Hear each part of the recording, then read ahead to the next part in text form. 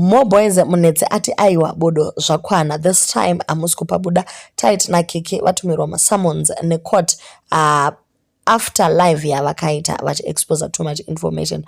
Welcome back to your channel. Please don't forget to like and subscribe. Mukomana weGreat Hope at Bodo. Guys, this case I am taking it very seriously. We have engaged the best lawyers and advocates in the country. Our lawyers have dealt with high profile cases sanganisira nedzama big companies and politicians. You reach a stage you say the attacks are too much. Every day. It's time for me to give my side of the story. I have suffered too much per social media. This is a comment that came through after Tight aita a video achitaura kuti vatumirwa masummons, and then he did another video again vachienda kunosangana nemunhu wacho anga avaitira masummons acho iwayo, the sheriff of the court. When they got there, they were given an explanation of zvanga zvichiitika ikoko. So it is even difficult for them to even say the name. So how did we get to know the name? More boys tweeted achibvataura kuti this time ndaneta ndiri kusungisa vanhu.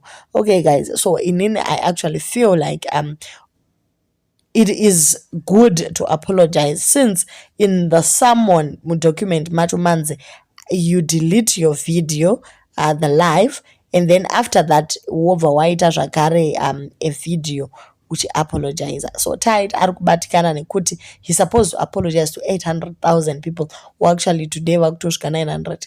Who knows, chero million nogona kungopinda anytime, and you're supposed to apologize in front of those people. Hey guys, zvinorwadza zvikuru. But anyway, there is an act in South Africa, inonzi Poppy Act, whereby you don't expose information yemunhu kunyanya chero ma cell phone number, chero like personal information.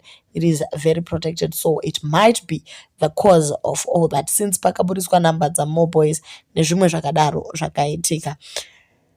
It is very dignified to acknowledge if there is something wrong, or if someone says you did me wrong. I think it is very dignified to apologize if you have to.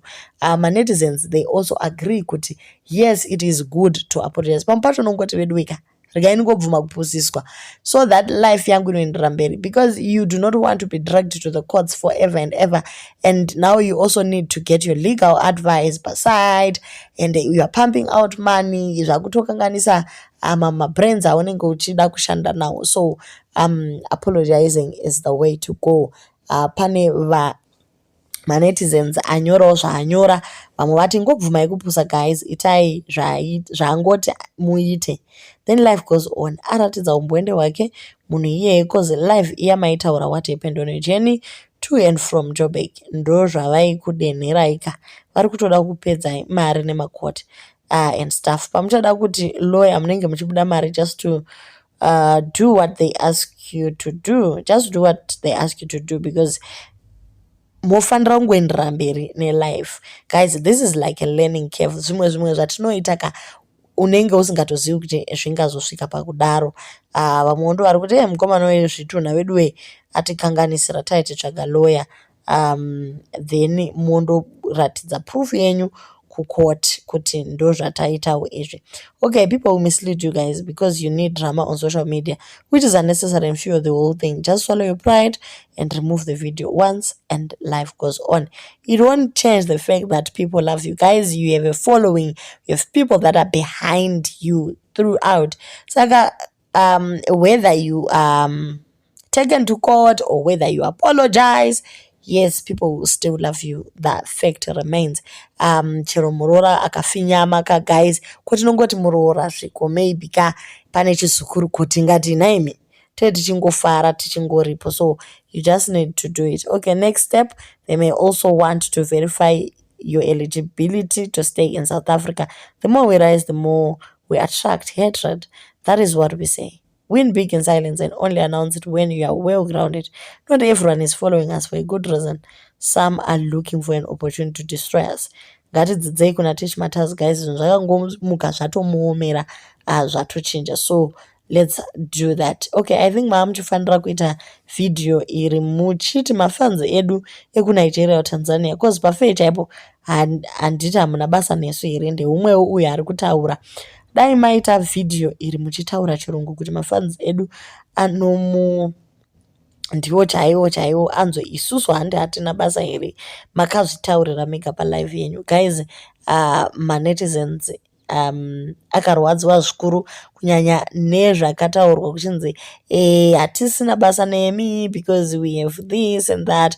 We've managed to do a lot of things, so we also invested. Saka maybe whether you watch or you don't watch, we do not care. So that part vana kufara. Okay, just go through the sermons and then take it from there. If there's anything that you want your fans to help with in terms of legal advice or anything, all you can do is to just ask. If the law doesn't allow you to put it on social media, then don't. You can also create a buy me a coffee to raise the money for the best lawyer. Then tinogona kusangana tichibatsirana pamafunding. So ndeimwewo fan iyo iri kutaura kuti guys, we still love you, ngatiite zviri kudiwa. Okay guys, saka pamwe pacho you just need to kungobvuma kupusa. So ungobvuma kupusiswa, hazvina kana basa rese izvi, motongoita iripo, motongotamba iri kurira and continue with your life. I can imagine what you're going through. Ndeumwewo anyora guys, the same day wamaposta makatukirira henyu mazimbo, hamuna basa nawo. So now you are back futi kumazimbo for advice, and it's funny. Just be humble guys. Dzungu munori once, apologize to all and start afresh. Musiyane kuda kuzotaura mazita evanhu and musazotamba nemuswe wanasekuru munorowa. Let this be a lesson. Money or no money, just be humble and you will go far. As for the summons, you better go find yourself a lawyer, because South Africa is different from Zimbabwe, where you think you can treat people anyhow just because you are famous. Tsikamai ma2k.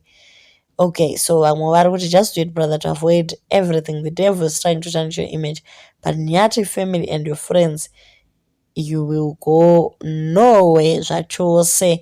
Nyati family yakunzi izvoni havana kwavachaenda since varivo vabura natight. Guys, Nyati family is out of this story. These guys were actually I don't know, victims here kana kuti chii chakaitika, but by the end of the day they were affected. Ivo vangu vachizamawo kukudza brand ravo. So beef between more boys manje neava ndo yakukanganisa vananyati they are out. Munongozivo guys, vachingoti hello guys, vachingoputana kumeso zvokwadi mukava mangoitawo jealous veduwe. Okay, from today onwards madzidza henyu lesson. Munhu hausiri in good books naye hataurwe zita papublic. Ukisa anything about him pasocial media, mutema ubvume itori mhosva. Anyway, good luck and be strong. Ingobvisa ikani live guys, hapana zvazvinomboita. Okay, so this is my own thing.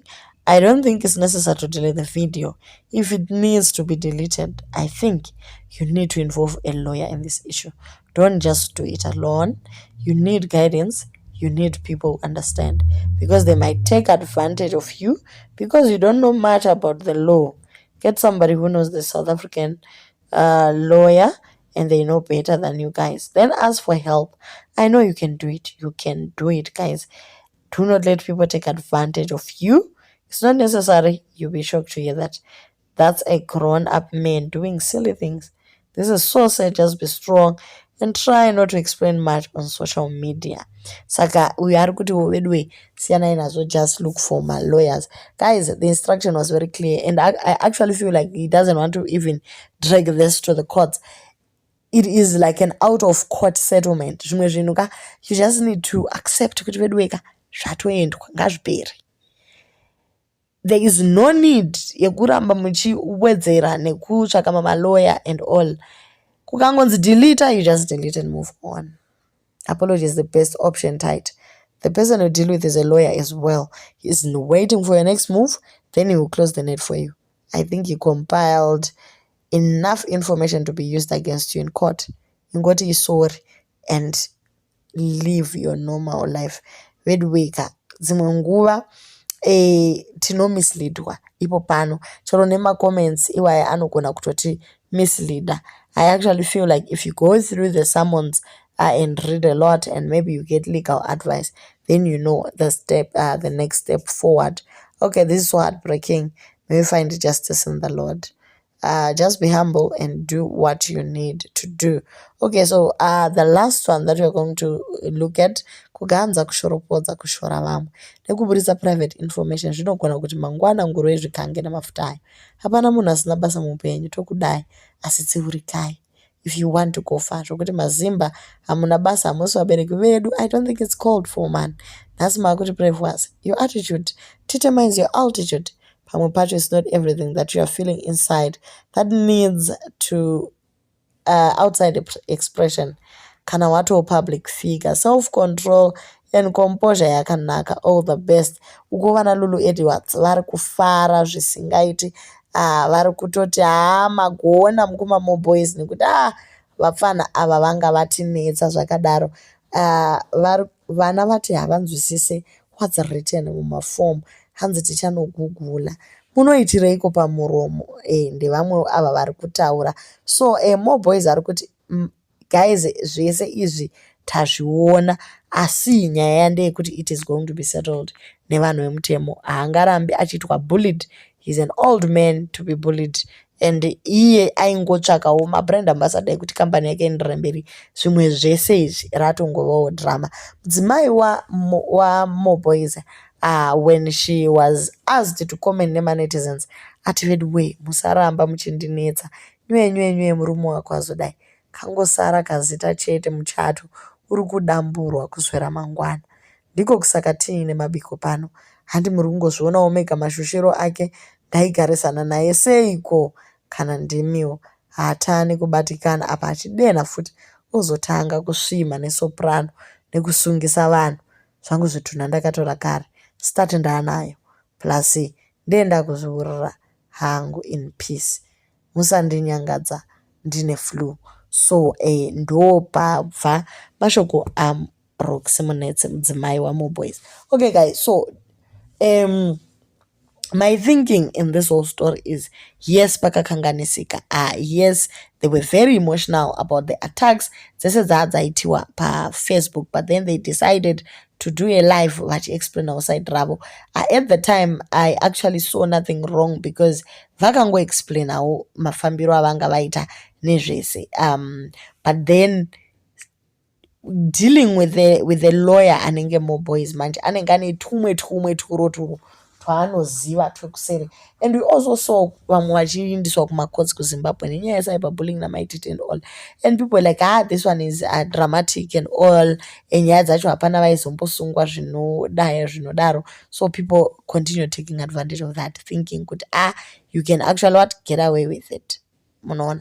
So now that there is the other side of the border where things are kind of strict nyana, Papa Pashata, guys. So what I feel is, if you just humble yourself, kikana ke umapepa, mkomana nake umapepa, you go through the papers, look for legal advice, people that know mitemo ka anditi vova vaisa advice yavo, then you lose nothing in apologizing. That is all.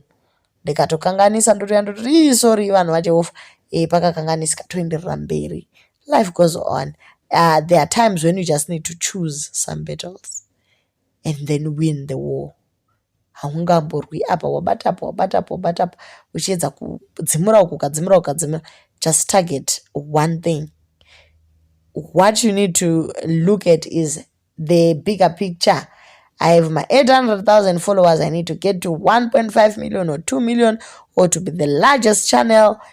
That is the bigger picture. Panekuti ungokanganiswa nezvozvidiki. So guys, this is my thinking. So do leave your comments ipo panapa guys, muchitaura kuti munofungeiwo nenyaya iyi, yoitwa sei, vana voadvaiswa sei, vangaitawo sei kuti brand ravo rambe richienderera mberi, pane kuti vanhu vapedzisire vaakujere vasungirwa nyaya dzakadai idzi.